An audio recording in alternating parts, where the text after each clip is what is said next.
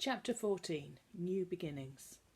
Lucy stood by the pencil sharpener and peered through one of the windows on the long wooden panelled wall that separated the two classrooms. She'd felt miserable when she had heard that Willie was to leave her class. It was Monday morning in the third week of January, her first day without him. She pressed her cheek against the glass and gazed wistfully into Mrs. Hartridge's class. "Lucy," said Mrs. Black, "this is the third time you've sharpened your pencil in the last 15 minutes. There won't be anything left of it, and looking through the window won't help either." Lucy blushed and hurried back to her table. There were usually 15 pupils in Mrs. Hartridge's class, ranging from 9 to 14 years of age. On this particular Monday, there were only 10 present. 3 children who had a 2-mile walk to the school hadn't arrived because of the snow, and Harry Padfield and Polly Barnes were helping out on their parents' farms. Willie sat in the front row and shared a double desk with Patsy Finch, a dark-haired, easy-going 9-year-old with light brown eyes. Although their desks were joined, they had separate benches which folded up and down.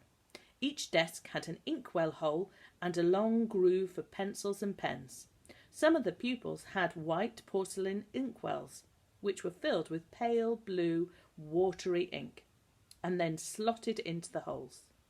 It was Willie's first proper desk. He felt so exhilarated with it that he tingled every time Mrs. Hartridge asked them to take a book out or put a book away.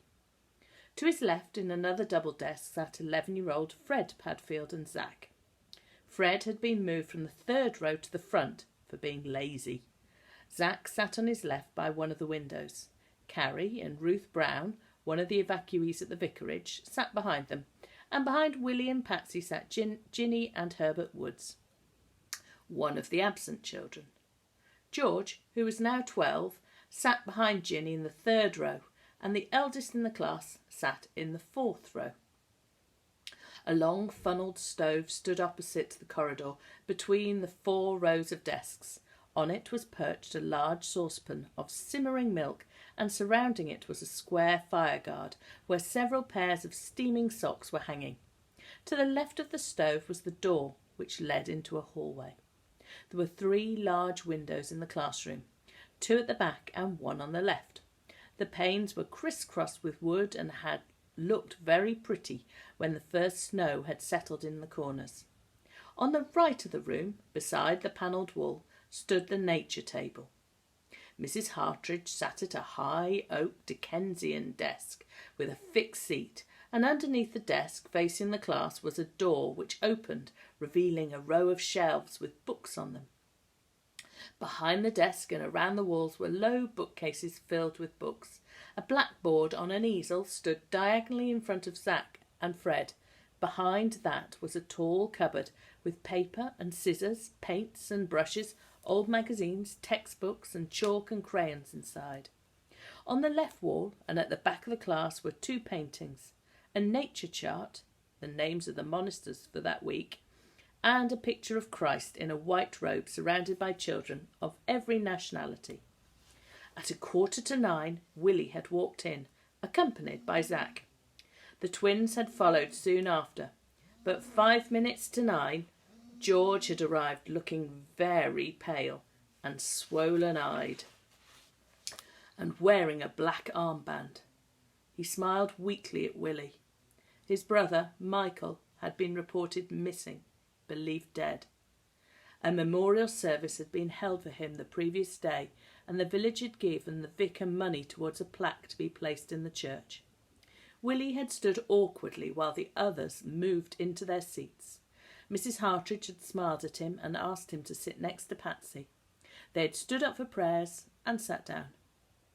"I'm sure we'd all like to welcome William Beach to our class," she had said, turning to him. "We know what excellent progress you've made and how hard you've worked." Willie had tried to cover his embarrassment by scowling, but Patsy had smiled so sweetly at him that the scowl didn't last long.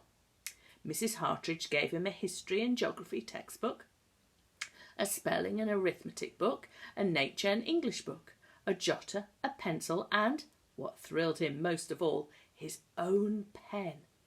It had a long, slim wooden handle with a nib fastened at the end. "Take care of it," she had said. "I'll see how your writing is this week, and if it's good enough, you can begin writing in ink next week." Willie had laid the pen carefully in his desk, and now his first lesson had begun. First, they all had to chant their 12 times tables. Willie managed to get up to 6. He'd practised them long enough. By the time the class had reached 12, only Carrie and Ruth were still chanting. "Same 2 again," said Mrs. Hartridge. "Hands up who managed to 11. 3 hands were raised. 10. 2 more went up. 9, 8, 7, 6.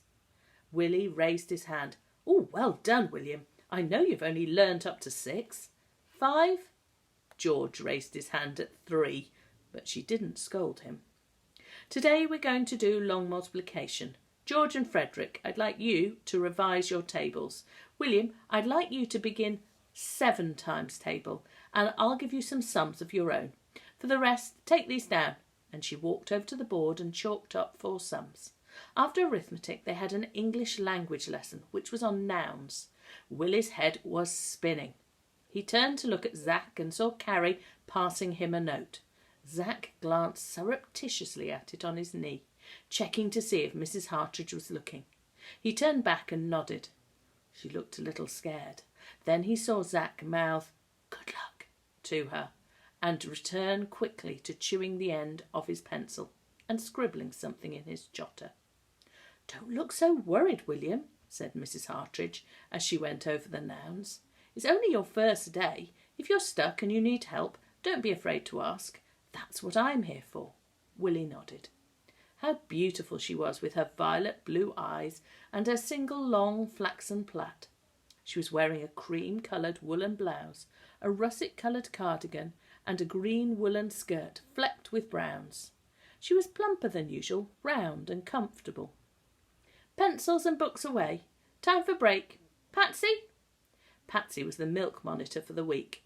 Mrs. Hartridge had taken to heating it now the weather was so cold, and she poured it into cups, and Patsy carried them 2 at a time to each desk.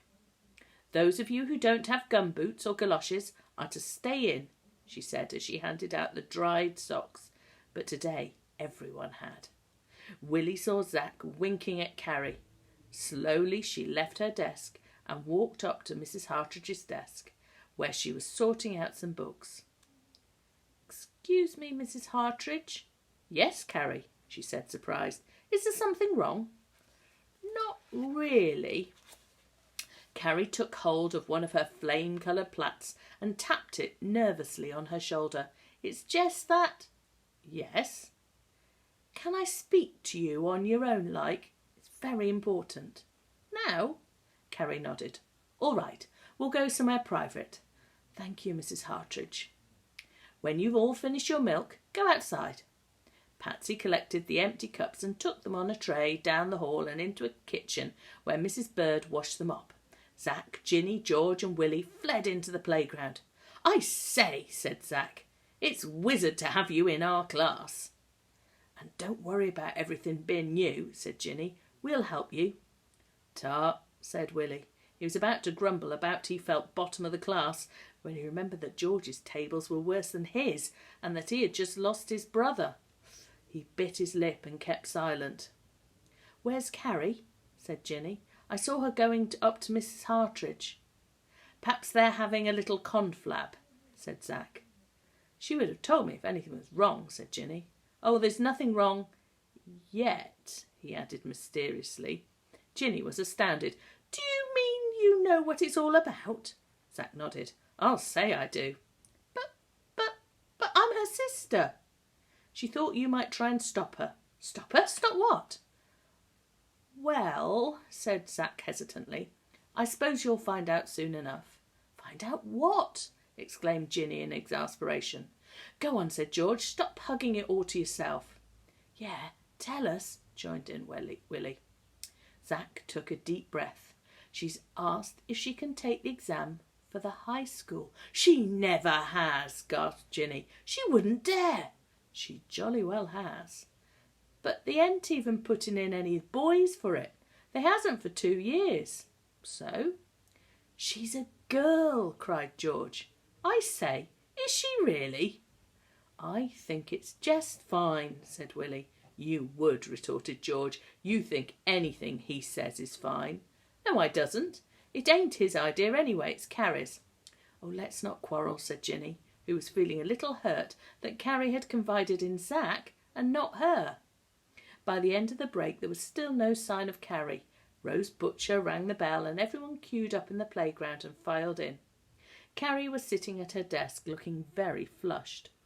Before they could ask her any questions, Mrs. Hartridge had pinned a map onto the board and told them to take out their geography books.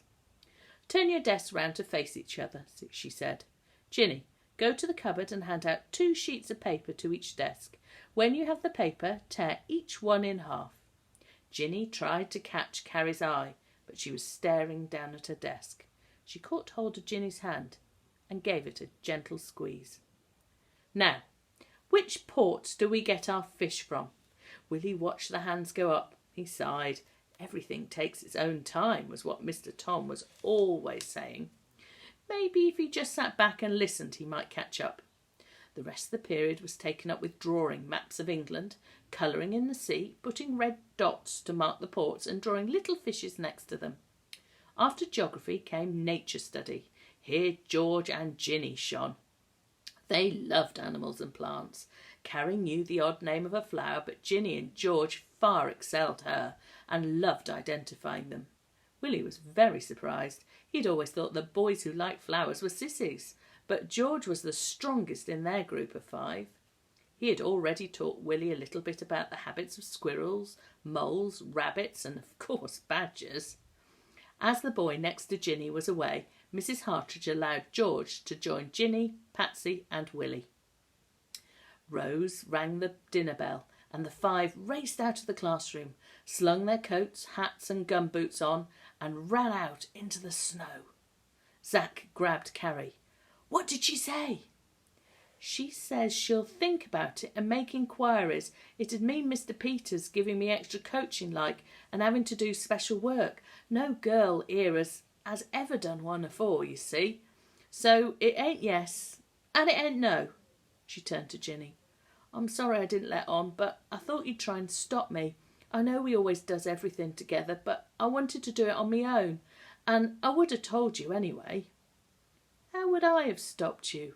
Oh, you're so sensible. All yous at home think I've odd ideas and that. I don't want you down on me, and I know that if I really want to go to the high, I've to stop grousing and do something.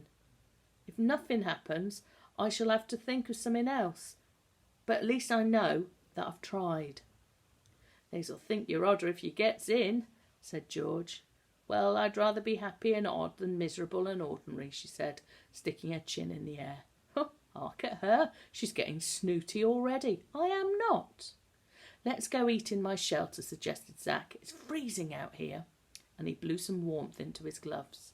They ran towards the little shelter where Aunt Nance brought them cups of hot black currant juice.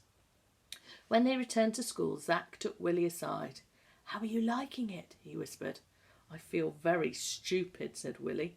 Well, you jolly well are not, so don't try telling yourself that you are. During the first lesson of the afternoon, Mrs. Hartridge read out a passage from Treasure Island and wrote up 10 questions on the board for them to answer.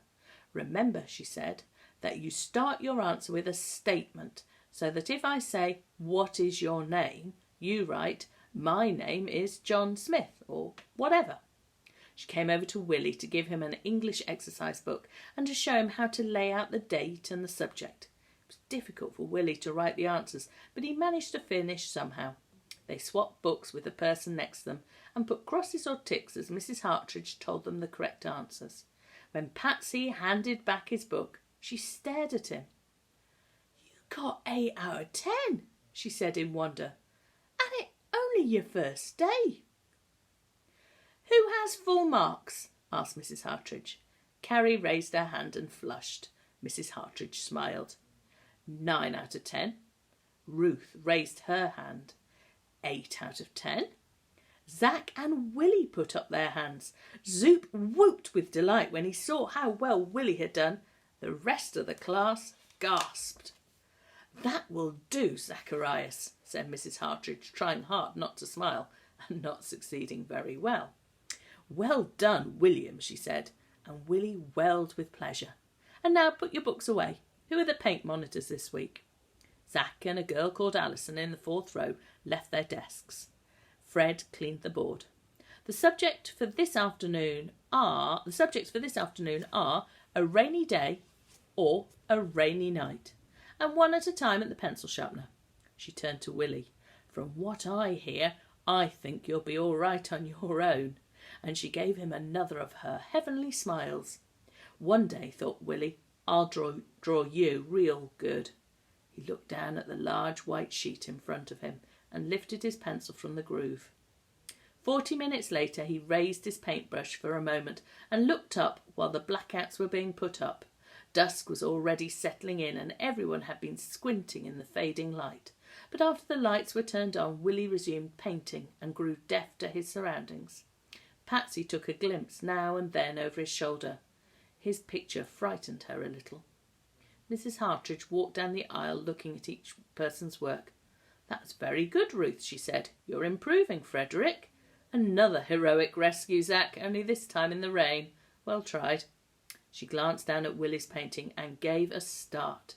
She had heard that he was good, but hadn't expected him to be quite as good as she perceived at that moment. The painting was set at night in a gloomy back street in a city. An old lamppost stood alight on a corner, and squatting down by a wall was a blind beggar in a shabby raincoat, his white stick lying beside him. His cap lay on the street in front of him, and he stared out with dead, sad eyes. The rain swept across the old man's face so that his white hair hung limply and rain trickled down his cheeks. Hiding in an alleyway on his right were 2 grinning boys. They were eyeing the money in the cap. "That's excellent, William. Do you think you could finish it in 15 minutes? Then I could leave it out to dry. I'd like to put it on the wall." Ginny and George glanced over his shoulder. He was embarrassed at first, but soon became so absorbed in his painting that he carried on, oblivious of the clatter of slamming desks, the washing of pots, the laying out of wet paintings on newspapers near to the stove, and the cleaning of brushes. Mrs. Hartridge picked up Hans Andersen's fairy tales and was about to begin The Shepherdess and the Chimney Sweep when Willie raised his hand. "Please, Mrs. Hartridge, I've finished." "Oh, good," she said. "Lay it down by the others. You can clear up afterwards." Willie did so and sank back to listen to the story. When it was finished, Rose rang the bell for the end of school and everyone clustered round the paintings. Afterwards, George, Zach, Willie and the twins played in the field behind the schoolhouse. George left early with a headache and the twins left soon after. Zach and Willie sauntered slowly homewards and talked endlessly outside the Little's dilapidated front gate. Willie's first day in Mrs. Hartridge's class was over. One Friday morning in the first week of March, Willie looked out of his window to find the snow had thawed completely and piebald fields of brown earth and tufts of grass now lay exposed all around the village. The river was almost bursting its banks, and through the still naked trees Willie could make out the chimney of Spooky Cot. 2 blackbirds cawed their way past the graveyard and headed in the direction of the woods. Willie unfastened his window a little. It was a beautiful day, clear and sunny. He breathed in the cool, crisp air and was filled with so much energy that he too felt like the swollen river. After putting on his clothes and making his bed, he clambered down the ladder with his chamber pot. "Sammy," he called. "Sam, here, boy." A loud barking came from the garden. No sooner had he opened the back door than Sam came flying in. Tom stuck his head out of the air raid shelter. He was pumping out water. "You look full of beans," he said. "You might as well go for a run now. I'll as your breakfast started when you comes back." Willie ran back into the house, put some coke in the range, slung on his gumboots, overcoat and balaclava, while Sam twirled around and round his ankles. They spurted through the back garden and headed out towards Tom's field and beyond. "Yahoo!" he yelled. "Yahoo! Yahoo! Yahoo!" And as he sprinted along the lane, he began to laugh. Sam scampered on ahead, showing off, chasing his tail and enjoying Willie's excitement. Eventually, Willie turned back and Sammy followed him home. The balaclava hung back from his face, exposing flushed cheeks and 2 red ears. That Friday was to be a special day. Zack, George, he and the twins had at last arranged to meet at Zack's after school to discuss plans about visiting Spooky Cot. They were to bring tea so that they could leave Zack's immediately to go to a meeting in the village hall to hear which play Miss Thorne had chosen to produce next. After breakfast, Willie helped Tom make up sandwiches and then spent 10 minutes going over yards, feet and inches before leaving for school. He met Zack in the arch lane and they talked about the Spooky Cot enterprise and the possible new play. "I think it's going to be another Dickens," said Zack as they walked into the school hallway. "She's awfully keen on him." Alison Blake rang the bell and they sauntered into class. George had been moved into the second row next to Ginny and Carrie had been moved to the back row with the elder ones. Though she was 10, she'd already reached the standard of a 13-year-old. Since most children left at 14, Mrs. Hartridge hoped that Carrie would obtain a scholarship. Otherwise, she would have to spend the next 3 or 4 years working on her own. She'd spoken to her parents the weekend after their talk and had explained that Carrie was bright enough to take the exam. Her mother had objected at first. "What about uniform?" she had said. Mrs. Hartridge had assured her that there were always people who were willing to sell uniforms that their children had grown out of. "And she hadn't even taken this ear examination yet, Madge," Mr. Thatcher had said. "Let's just take one thing at a time." Secretly, he was rather proud that one of his daughters wanted to take it. The war was encouraging girls to be more independent now. They both finally agreed. Most of her evenings were now spent doing homework and swatting, and her mother allowed her to miss out on some of the household chores as long as she made up for them after the exam. Willie had by now settled happily into his new class. He adored being near Mrs. Hartridge, and he watched her stomach gently expand with each passing week. He loved the way she moved and smiled and the soft cadence of her voice. However, he, like the others, couldn't wait for the hours to fly that Friday. Eventually school ended and they all fled to the Littles' cottage and up to Zack's bedroom. They discussed plans for the Spooky Cot expedition, which was to take place on Saturday, and later made their way to the play meeting. Miss Thorne announced that they would be presenting Toad of Toad Hall. When they left the village hall, Willie and Zack chatted briefly at the Littles' gate and arranged to meet the following afternoon. Willie sang as he walked down the lane. He was still bursting with energy. He swung open the gate into Dobbs's field, which was now empty. Dobbs was still in winter residence at the Padfields. The ground was muddy and an icy wind blew down his neck. He wound his scarf tightly around him and tucked it deep into his overcoat. "I don't care if there's even an air raid drill tonight," he said, grinning and twirling round, and he ran into the cottage, flinging the back door open. His cheeks flushed with both pleasure and the cold wind, and he tore off of his coat, balaclava and scarf and burst into the front room. Tom was standing by the range, and he glanced at Willie and listened quietly to his chatter. Willie told him about the picnic on Saturday, how Zack was playing Toad and he was to play Mole, and that he was meeting Zack the following afternoon, and while he talked non-stop he untied his boots and placed them on the newspaper and proceeded to warm his hands by the range. Tom didn't make any comment. He gazed down at Sammy, who was slumped miserably over his feet. Willie looked up and noticed that Tom was holding a letter. "What's the matter?" "It's from your mother," he said, indicating the paper. "She's ill. She wants you to go back for a while."